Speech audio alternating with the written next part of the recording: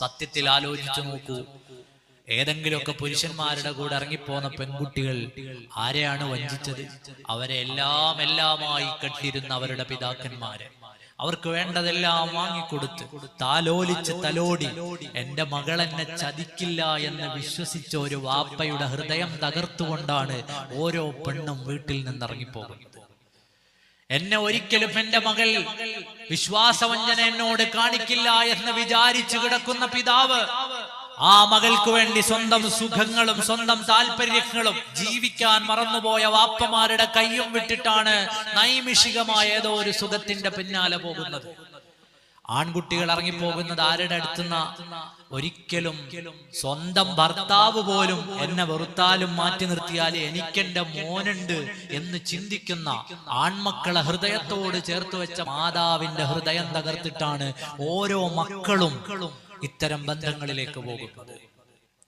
ആലോചിച്ചു നോക്കൂ, നമ്മെക്കാൾ നല്ലൊരാളെ കണ്ടാൽ നമ്മുടെ കൂടെ ഇറക്കി വന്ന പെണ്ണ് അയാളുടെ കൂടെ പോയേക്കാം.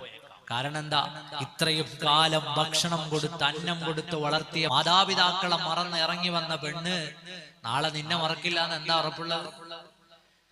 ജനിച്ച് ഒരു പ്രതീക്ഷയുമില്ലാതെ വളർത്തിയതല്ലേ മാതാപിതാക്കൾ അവരെ. Unconditional love.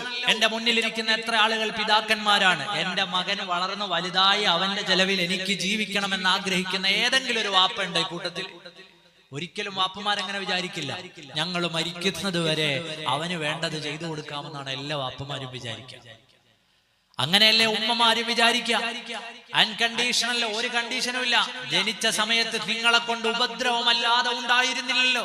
നിങ്ങളുടെ മലവും മൂത്രവും കൈകൊണ്ടെടുത്ത് താരാട്ടി ഉറക്കം കളഞ്ഞ് സ്നേഹം തന്ന് സുഖങ്ങൾ മാറ്റിവെച്ച് വളർത്തി വലുതാക്കി നിങ്ങളുടെ ശരീരവും നിങ്ങളുടെ വസ്ത്രവും അവരുടെ സമ്മാനവും അവരുടെ കാരുണ്യമാണ്.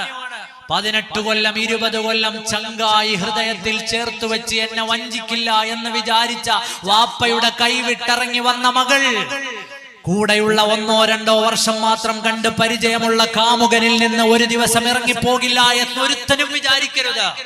കാരണം 18 കൊല്ലം 20 കൊല്ലം വളർത്തിയ വാപ്പാനെ വഞ്ചിച്ചു വന്ന മകൾ, അതിനേക്കാൾ വലിയൊരു വഞ്ചന ഇനി ചെയ്യാനില്ല.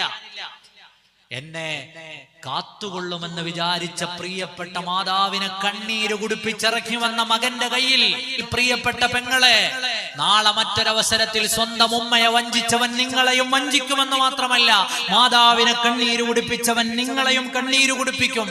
ഇത് പാടല്ലേ? പ്രണയബന്ധങ്ങളൊക്കെ തകർന്നു വീണ് ബന്ധങ്ങൾ ഉലഞ്ഞുപോയി, വിവാഹ ബന്ധങ്ങൾ താറുമാറായി കിടക്കുന്ന കാലത്ത് ഇതിന് ഉദാഹരണമൊന്നും അധികം പറയാനില്ല. ഇതൊക്കെ നമ്മുടെ മക്കൾക്ക് നമ്മൾ വ്യക്തമായി പഠിപ്പിച്ചു കൊടുക്കണം.